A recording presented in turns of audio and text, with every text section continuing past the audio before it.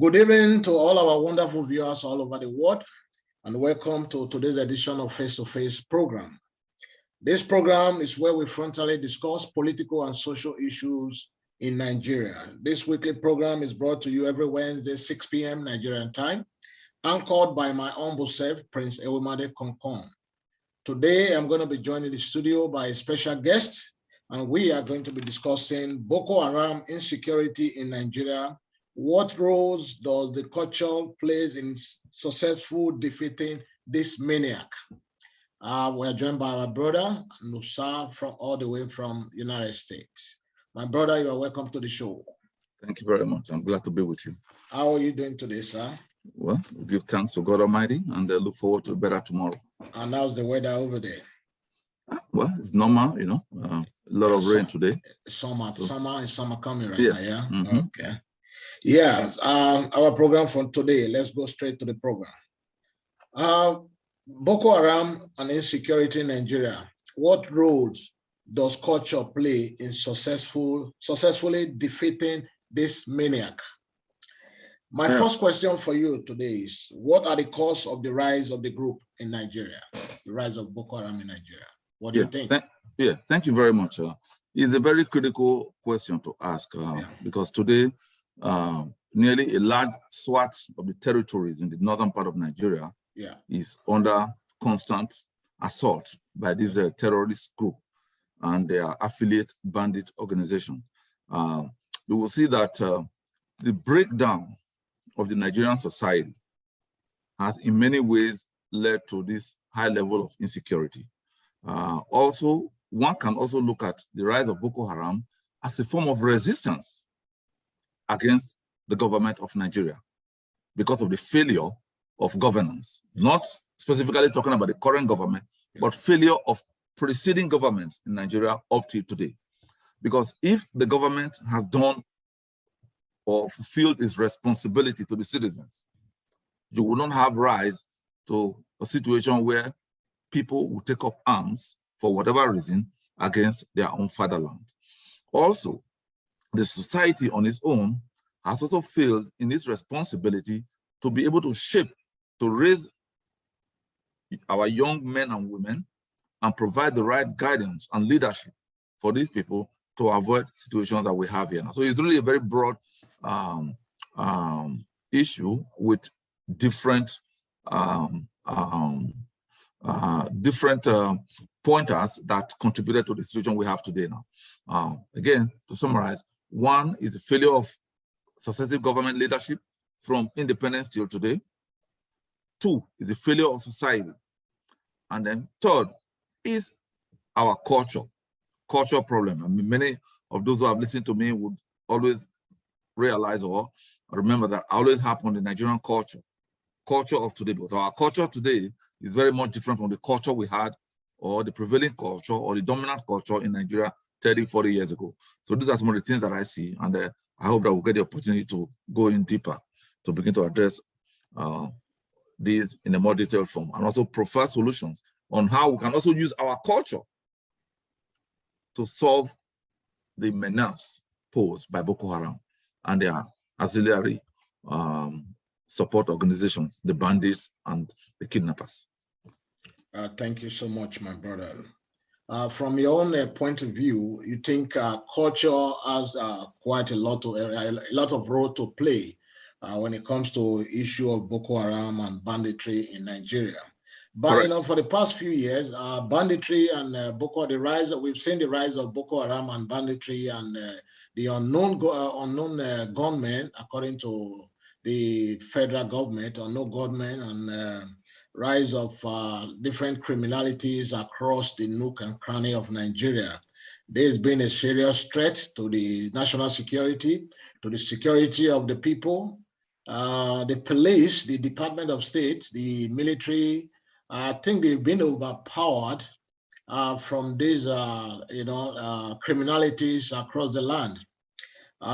It's no longer news that Nigeria is at the point or the stage in their history that insecurity is one of the biggest challenges in Nigeria of today. How do we address the dramatic changes in our life due to the constant killing of Nigeria by the rise of Boko Haram in Nigeria? Yeah, thank you very much. That's a very good question. First and foremost, I would like to commend the effort of the Nigerian Armed Forces. I would also like to Nigerian Armed Forces, the security forces, the Nigerian police force, for the enormous fight they have waged against these bandits and terrorists. Many Nigerians are often quick to criticize the Nigerian police force, to criticize the government, and criticize the armed forces. But little did we also take time to recognize the enormous sacrifice that the members of the Nigerian armed forces are making. Many of them have been killed, maimed by these terrorists and their associate bandits in an attempt to secure our homeland. But however, I think that what Nigerians need to do, and of course the government, is to look at the whole problem from a holistic point of view. There is nowhere in the world that any government and military has been able to defeat a terrorist organization or an insurgency. The only way you can fight an insurgency is not by an organized military force. You have to adapt the tactics of the enemy in order to defeat them. Which means if the Nigerian government wants to defeat Boko Haram, we must act and behave like Boko Haram. What am I saying here? Which means that the Nigerian army is not equipped to defeat Boko Haram. I'll give a very quick example here. One of the greatest military force on earth is the United States of America. They went to war for over 20 years, fighting in Afghanistan. And at the end of the day, the government had to pull back and basically cut and run because they could not successfully cage the terrorist organizations there. Because the terrorists fight an asymmetrical war. They come, they hit, and they retreat. They don't engage you, because if the Boko Haram were to come out now and say, here, we are here, and fight face to face with the Nigerian army, the Nigerian army will decimate them and eliminate them immediately. But because they use what we call hide and seek tactics, it is going to be difficult to eliminate them. Now, how do we then eliminate them? It means that the Nigerian army must mobilize the Nigerian people massively, especially people in the zone of operation of Boko Haram. Because the greatest strength that Boko Haram derives is through the legitimacy that it has acquired from the citizens that occupy the region it operates in. So if we must defeat them, we must win the hearts and minds of the people that live in that area. The government should not use what they call an auxiliary force, which will be made up of volunteers, Nigerians from all walks of life, volunteering to fight now these Boko Haram terrorists. We will use locals, hunters, and any able-bodied men in that region. They don't have to wear uniforms, but there will have to be a command structure, which means we can then embed 1 or 2 military intelligence people within these auxiliary forces to give guidance. Okay, now, in addition to that, government should not embark on a massive intelligence gathering, because those who constitute the fighting force in Boko Haram, majority of them are Nigerians. And even those who are not Nigerians, they have contacts and connections among Nigerians. We need to know who those people are. And if you have information to give to government about activities of those who belong to Boko Haram and you fail to, then you are aiding and supporting the enemy against the state of Nigeria. And people like that should be tried and dealt with according to military law, because they are automatically enemy combatants. Now, having said that, so if we adopt this asymmetrical force, or auxiliary force, as I would call it, we can easily defeat the enemy, because you don't need an organized military to defeat an insurgency. You need a unit that can act and adapt like the terrorists and the bandits. And of course, acquiring massive intelligence from the local population. Because when Boko Haram is coming, if they are in point A and they are going 100 kilometers north, those in point A already know that Boko Haram is around. They should be able to contact people that are 100 kilometers down the road and say Boko Haram are on their way. So if we have intelligence and we're able to infiltrate this organization, then we can eliminate them. Again, Boko Haram and their fighters, they do eat. They go to the market. People supply them with food and things like that. We should know those people. They are enemy combatants unless they report their activities to the Nigerian law enforcement or security agencies. So that with that information now, we are now able to track and eliminate these threats. So really, it requires a coordinated approach involving the people, an auxiliary force, and of course, mass mobilization of the people to ensure security of their homeland through sharing of intelligence. Because people are more comfortable talking to civilians than talking to armed military personnel or armed security forces. So that we can coordinate this and then eliminate this insurgency once and for all. Thank you so much, my brother. There's this, I think it was the former president, IBB, who said if insurgency lasts more than 24 hours, I think. I think it's 24 hours. I want to be correct on that. If insurgency lasts more than 24 hours or either 24 hours or 6 months, I think that's what he said, that there is for every possibility that the security service or the government has a hand in it.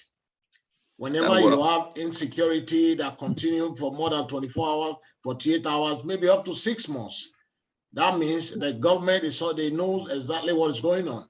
If you look at, go ahead. Well, yes. Well, I won't completely agree with that statement here because, again, you see, no insurgency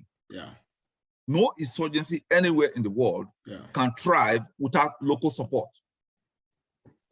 If an insurgency starts and the communities in which they exist do not support what they are doing, they will fizzle out within 3 months because the communities will tell on them. But if the community is sympathetic to the activities of the insurgents, you know what they will do? They will hide the insurgents when government officials are coming. So in order to defeat the insurgency, we must fish out those in the communities that are collaborating with the insurgents. Because Boko Haram will not exist today if they don't enjoy support in their areas of operations. There are people in those regions that sympathize with them. I'm not just only talking about Boko Haram. Let us consider the insurgencies in South America, in Colombia, where the insurgency lasted for more than 50 years. Even with the support of the greatest military powers on earth, United States Army, to the Colombian government, it took them more than 50 years. And at the end of the day, they had to negotiate and reach a settlement with the bandit, with the terrorists, okay? Called the FARC. The FARC, the FARC. Now, in 1959, the Cuban Revolution, there was an insurgency. The late Fidel Castro, his insurgency and the battle in Sierra Maestra, they enjoyed support among the locals that were hiding them, or else the government of the day then would have eliminated them. Now, you can even, go back to even insurgencies in Africa, in North Africa, during the fight for independence of the colonial masters. In Algeria, you had the fight against the French. The locals were supporting the insurgents. So what happens when the French army would come, which was a superior military power? The locals will hide the fighters. Okay, when the French will come for information, they will say, "Oh, nothing here, nothing here." But as soon as they go, you will see the man selling some burukutu or selling some gari. In case of Nigeria, there will be guns inside the gari belonging to the terrorists, but they will hide it from the military forces. So when you have communities collaborating with insurgents, it is difficult for an organized military to be able to win such a battle. So the other way is to make sure we win the hearts and minds of those community citizens in those regions or in those communities, so we can drain the swamp of support and sympathy to Boko Haram. Once we do that, when the communities turn against Boko Haram, that is the first step to defeating the terrorist group. Until we do that, no amount of army, there's no amount of fighting power that you can implement.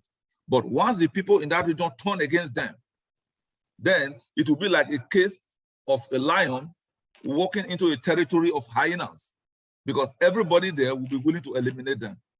So that is really the point here. So really, we have to do more massive campaign, information campaign, especially in that part of the region, the northern part of the region, to let people know that Boko Haram is not a religious organization. It is a terrorist organization that is anti-Islam. Okay, it is anti-Islam. It's a heresy what they are doing, because they are killing more Muslims than any other group of people in Nigeria. So that needs to be also put out there. Now, Boko Haram is not fighting Christians. They are killing more Muslims. So Muslims should see it as a duty to report any sympathetic individuals to the cause of Boko Haram to authorities, so that we can decisively eliminate those threats from our fatherland. Thank you so much, my brother.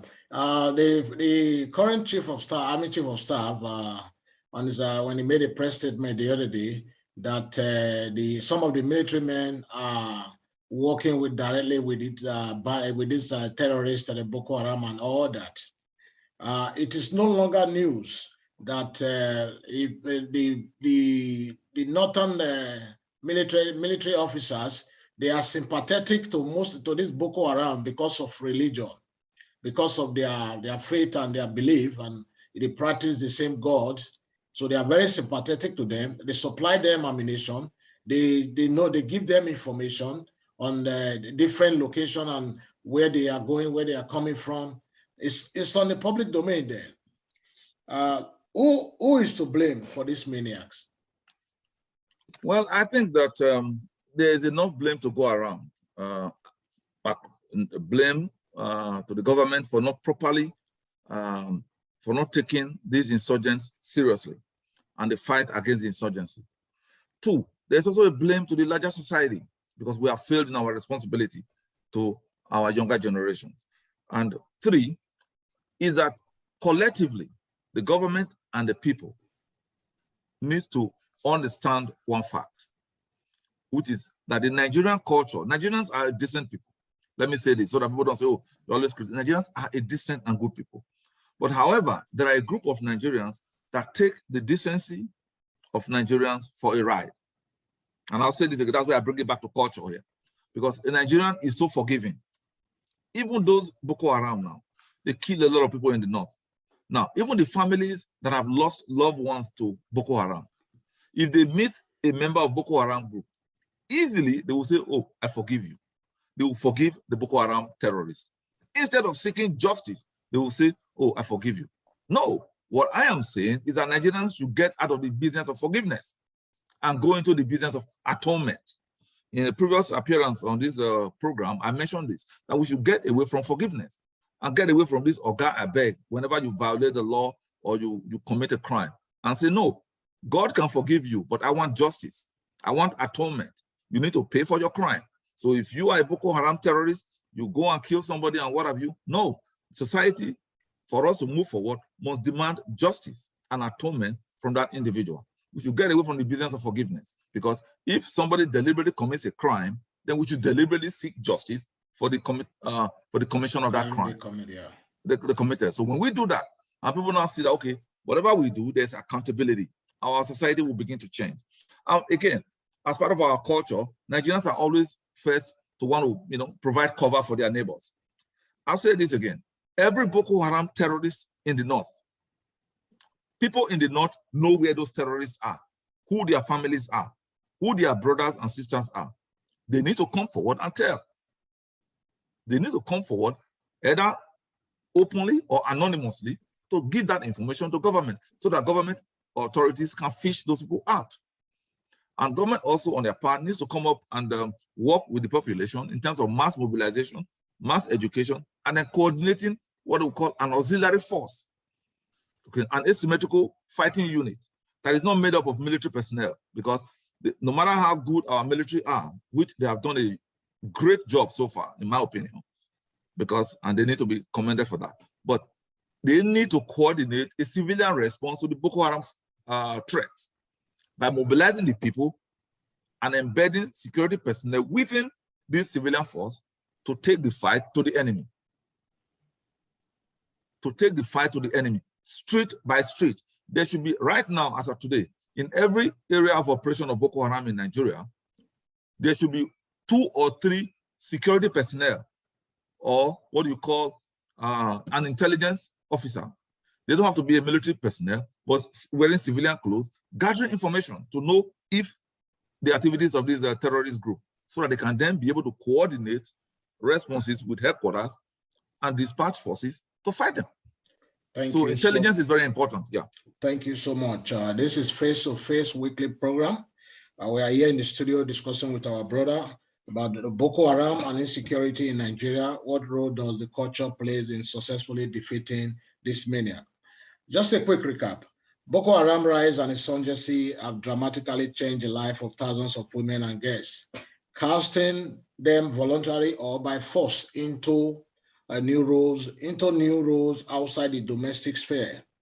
Some joined to escape their social conditions. Others were abducted and enslaved.